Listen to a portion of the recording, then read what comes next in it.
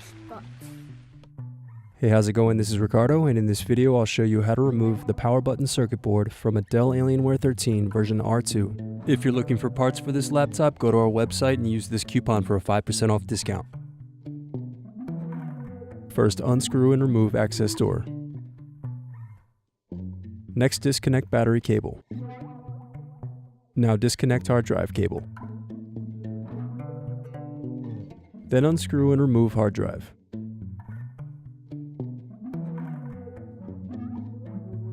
Now disconnect keyboard cables.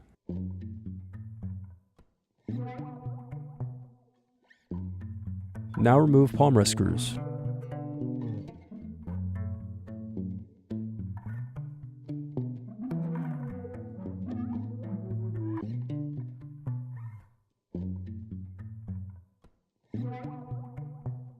Now pry apart and turn over palm rest.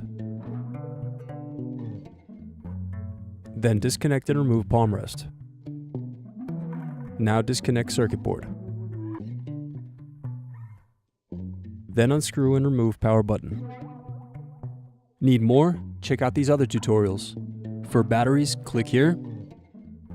For hard drives, click here. For wireless cards, click here. Thanks for watching.